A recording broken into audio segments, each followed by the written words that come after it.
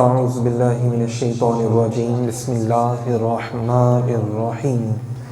والذي جاء بالصدق وصدق به أولئك هم المتقون صدق الله ومولانا العظيم إن الله وملائكته يصلون على النبي يا أيها الذين آمنوا صلوا عليه وسلموا تسليما محبت سے پڑھیے گا الصلاۃ والسلام علیک یا سیدی یا رسول اللہ وعلی آلک واصحابک یا حبیب اللہ الصلاۃ والسلام علیک یا سید الانبیاء الصلاۃ والسلام علیک یا خاتم الانبیاء الصلاۃ والسلام علیک یا رحمۃ للعالمین یا راحت العاشقین یا شفیع المذنبین یا خاتم النبیین۔ سامعین محترم، آج کا ہمارا موضوع ہے شان سیدنا صدیق اکبر رضی اللہ تعالی عنہ۔ حضور سیدنا ابو بکر صدیق رضی اللہ تعالی عنہ کی شان کیسے کیسے بیان فرمائی گئی ہے قرآن پاک میں، احادیث میں،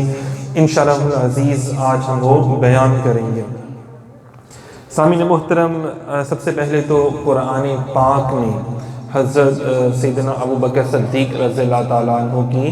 شان بیان کی گئی ہے، جو میں نے ابھی آیت مقدسہ آپ کے سامنے بیان کی۔ وَالَّذِي جَاءَ بِالصِّدْقِ وَصَدَّقَ بِهِ أُولَٰئِكَ هُمُ الْمُتَّقُونَ سورہ زمر کی آیت نمبر 33 میں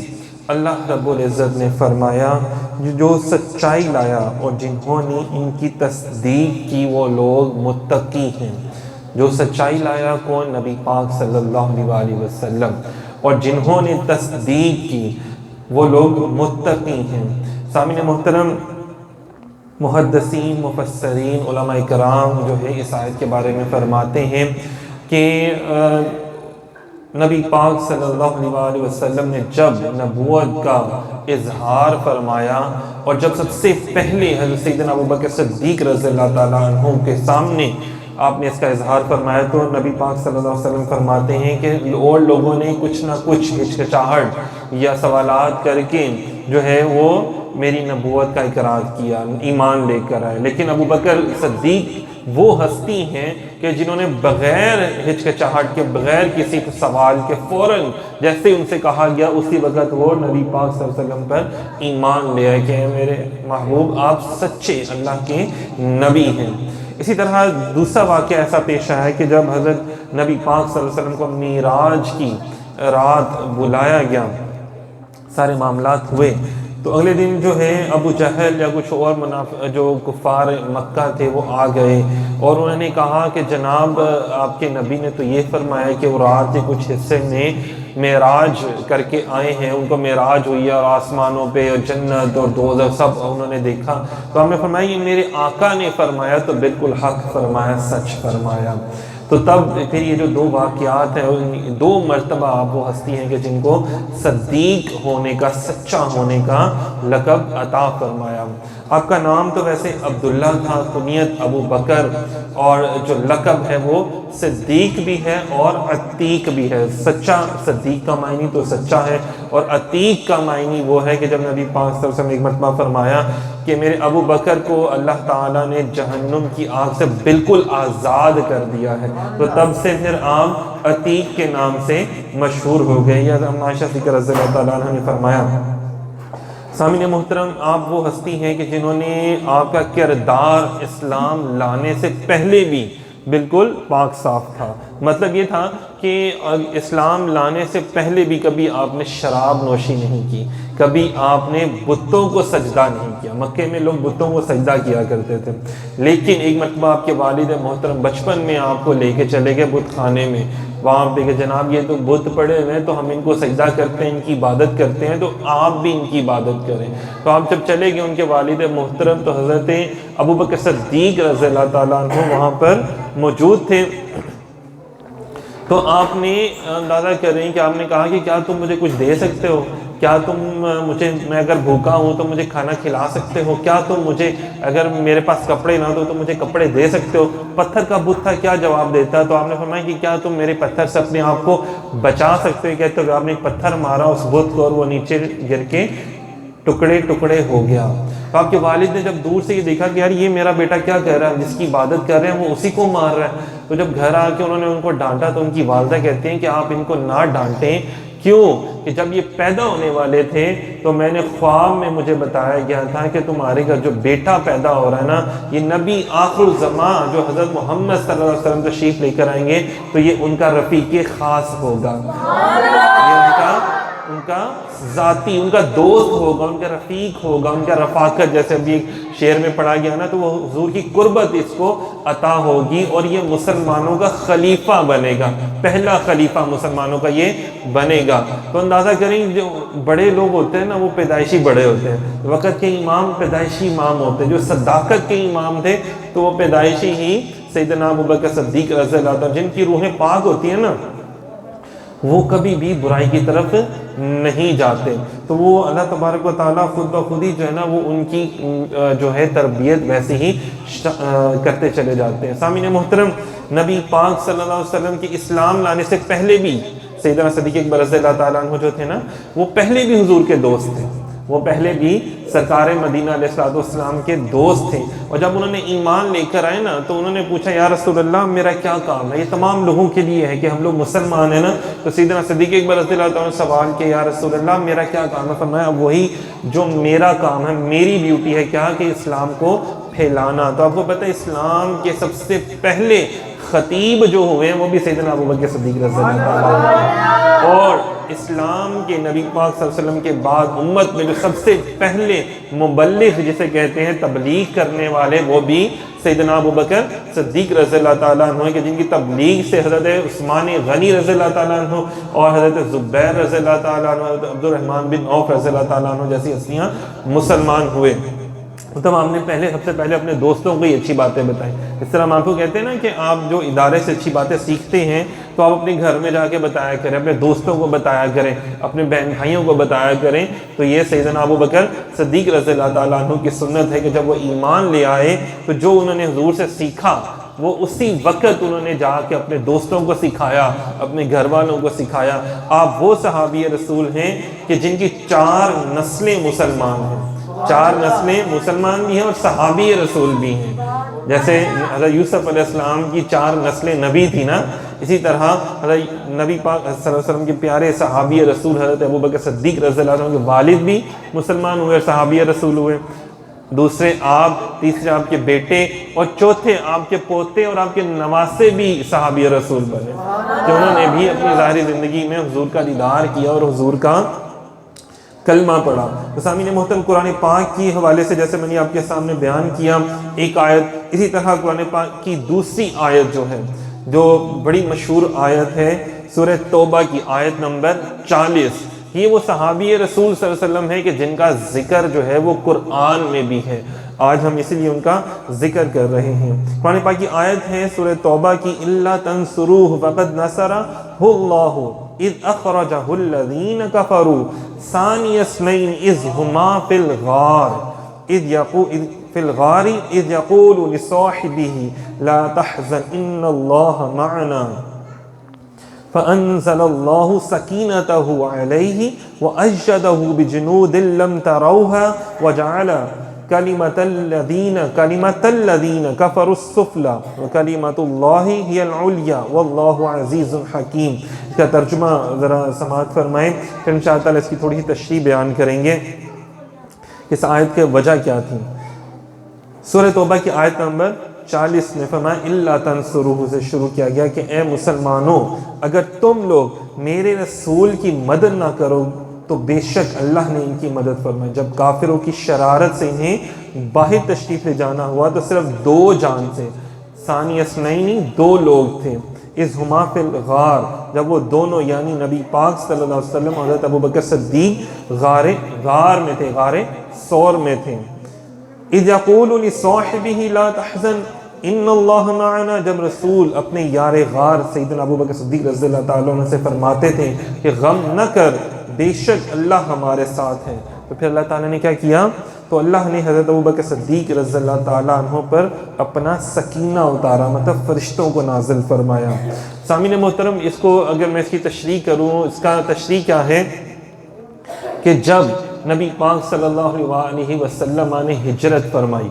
جب حضور نے ہجرت فرمائی مکے سے مدینے، اب 400 کلومیٹر کم و بیش کا یہ سفر بنتا ہے، تو جب نبی پاک صلی اللہ علیہ وسلم، اب کافروں کا خطرہ بھی تھا، جان کا خطرہ بھی تھا، تو حضرت ابوبکر صدیق رضی اللہ تعالیٰ عنہ کبھی آگے بھاگ رہے ہیں، کبھی پیچھے بھاگتے تھے، کبھی دائیں بھاگتے تھے، کبھی بائیں بھاگتے تھے، چاروں سمت میں بھاگ رہے ہیں، کبھی بہت آگے چلے جاتے ہیں، کبھی بہت پیچھے چلے جاتے ہیں۔ تو نبی پاک صلی اللہ علیہ وسلم نے ان سے پوچھا کہ ابوبکر یہ کون سا چلنے کا طریقہ ہے،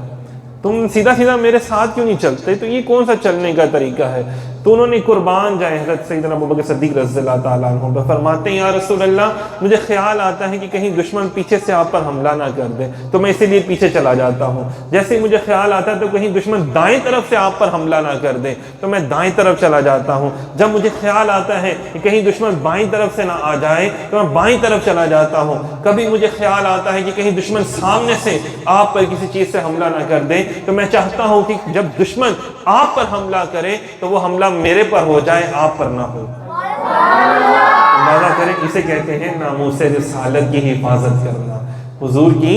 عزت و ناموس کی حفاظت کرنا۔ جو آج لوگ تانے مارتے ہیں نا، یار تسی کی نعرے لاندے ہو، تسی کی محفلاں کر دے ہو، تسی کی جناب صاحب درود پاک دی محفلاں سجائیاں ہوندیاں نے، بڑا ٹائم ضائع ہو جاتا ہے، تو ان سے پوچھیں، ہم تو صرف محفل ہی سجا لیتے ہیں نا۔ تو سیدنا صدیق اکبر رضی اللہ تعالیٰ عنہ نے کیا کیا تھا کہ انہوں نے تو اپنی جان کی بھی پرواہ نہیں کی۔ یہ وہ ہستی ہیں کہ جنہوں نے اپنی جان کی پرواہ بھی نہیں کی۔ اب یہ دیکھیں آگے آگے اور بھی بڑے معاملات آنے ہیں۔ پھر اس کے بعد سیدنا صدیق اکبر رضی اللہ تعالیٰ عنہ غار ثور پہاڑ پر، اب وہ پہاڑ جو ہے نا وہ تقریباً 5000 فٹ کی بلندی پر ہے، 5000 فٹ کی بلندی پر وہ غار ہے جس میں گئے۔ اب کیسے گئے کہ سیدنا صدیق اکبر رضی اللہ تعالیٰ عنہ کبھی آگے چلتے تھے کبھی پیچھے، جیسے ہی پہاڑ آیا تو انہوں نے نبی پاک صلی اللہ علیہ وسلم کو اپنے کندھوں پر اٹھا لیا، اور جب کندھوں پر اٹھایا، اب اندازہ کریں کسی کو کندھوں پر اٹھا کر چلنا مشکل ہے، اور پھر وہ بھی نبی پاک صلی اللہ علیہ وسلم کی جسمانی طاقت بھی ہے، نبوت کی طاقت بھی ہے، اٹھا کر چلنا اور پھر پنجوں کے بل چلنا، اور جب چلتے تھے تو نیچے سے اپنے پنجوں کے نشان کو بھی مٹا دیتے تھے کہ دشمن کو پتہ نہ چلے کہ یہاں سے آگے جا کے دوسرا بندہ کدھر چلا گیا، 2 بندے جا رہے تھے نا تو دوسرا کدھر چلا گیا، ظاہری بات ہے ان کے اوپر۔ اور پھر جب پاؤں، جب ایک بندے نے کسی کو اٹھایا ہو نا، جب وہ اٹھا کے چل رہا ہو تو وہ پاؤں زور سے زمین پر رکھتا ہے، زمین پہ نشان بن جاتا ہے، پتہ چلتا ہے کہ یار اس بندے نے کوئی وزن اٹھایا ہوا تھا۔ تو وہ ایسے انداز میں چلنا کہ دشمن ہمارے پاس بھی نہ آئے، اور پہاڑ پہ چلنا کتنی بڑی بات ہے۔ ہم تو تھوڑا سا حضور کا ذکر بھی نہیں کرتے، شرماتے ہیں، تو یہ دیکھیں ناموس رسالت کے لیے انہوں نے کتنا وزن اٹھایا اور کتنا انہوں نے جان کی بازی انہوں نے لگا دی نا انہوں نے اپنی۔ پھر اوپر کے غار کے اندر پہلے انہوں نے جا کے صفائی کی، جتنے بھی اس میں سوراخ تھے وہ سارے اپنے کپڑے پھاڑ کے۔ عشق دیکھیں کیسا ہے، عشق جو ہے نا کپڑے بھی جو ہے لیرو لیر کر دیتا ہے، عشق جو ہے وہ کپڑے بھی لیرو لیر کر دیتا ہے۔ تو کیسے انہوں نے اپنے کپڑے بھی لیرو لیر کر دیے؟ یہ فقیروں کی بات ہوتی ہے نا، یہ ایسے لوگ کہاں جانے کہ جو صرف دور دور سے نمازیں بھی جن کی ٹکرے ہوتی ہیں، وہ ایسے عشق کو کیا جانے کہ اب عشق کے لیے، محبوب کے لیے کیا کچھ کرنا پڑتا ہے۔ تو انہوں نے دیکھے اپنے کپڑے بھی سارے پھاڑ دیے، پھاڑ کے اب اس کے سارے کیا کر رہے ہیں، سوراخ بند کر رہے ہیں، صفائی کر رہے ہیں، سوراخ بند کر رہے ہیں۔ اچھا دیکھیں علماء فرماتے ہیں، اللہ والے فرماتے ہیں کہ جب ہم بھی اپنے اندر سے نفرتوں کے سوراخ بند کریں گے، کدورتوں کے سوراخ بند کریں گے نا، اور جب یہ اپنی جو روح کے اوپر یہ جو گندگی، غلاظت، نفرت، برائیاں، چغلیاں، بخیلیاں یہ ختم کریں گے، اپنے دل کے گھر کو صاف کریں گے نا، پھر ہی سرکار تشریف لائیں گے، ایویں نہیں آتے۔ تو بہرحال انہوں نے کیا فرمایا کہ انہوں نے جب سارے صفائی کر لی، ایک سوراخ بند ہونا باقی تھا، کپڑا اور نہیں تھا پاس، تو آپ نے وہاں پہ روایات میں آتا ہے کہ اپنی پاؤں مبارک جو ہے نا وہ پسا لیا، ایڑی یا انگوٹھا مبارک جو تھا وہ پسا لیا۔ تو نبی پاک صلی اللہ علیہ وسلم کو بلایا، آپ اندر تشریف لے کر آئے، تو آپ وہاں پہ، چونکہ ظاہری بات ہے جب پہاڑ کے اوپر چڑھنا بہت ایک تھکاوٹ والا معاملہ بھی ہوتا ہے، تو آپ سرکار ان کی ٹانگ پر سر رکھ کر آرام کرنے لگے۔ اب وہ جو سانپوں سے بھرا ہوا غار تھا بیسیکلی، اور وہاں پر ایک سانپ جو تھا وہ بڑے سالوں سے بیٹھا ہوا تھا حضور کے دیدار کے لیے۔ اب اس کی بھی خواہش تھی کہ میں حضور کا دیدار کروں، سرکار تشریف لے کر آئے۔ تو جب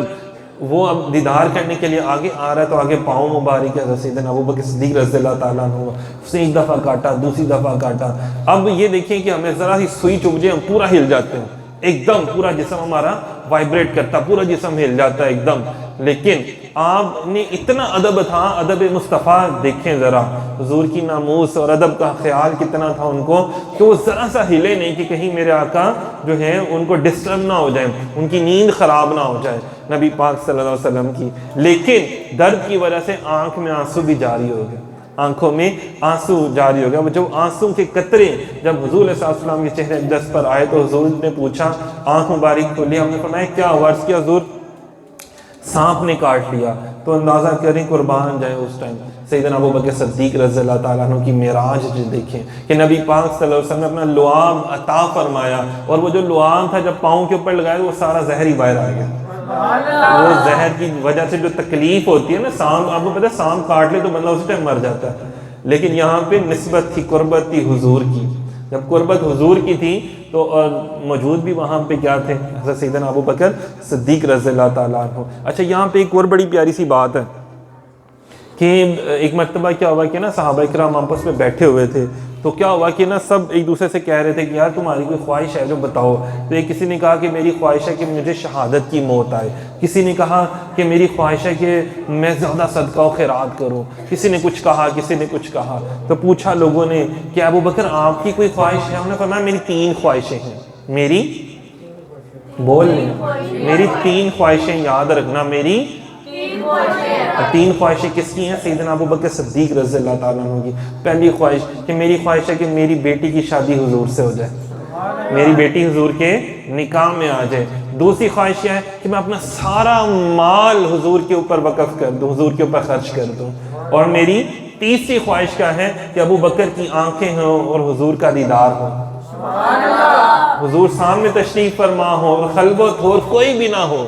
اور میری آنکھیں صرف حضور کو دیکھتی رہیں، میری آنکھیں صرف حضور کو دیکھتی رہیں.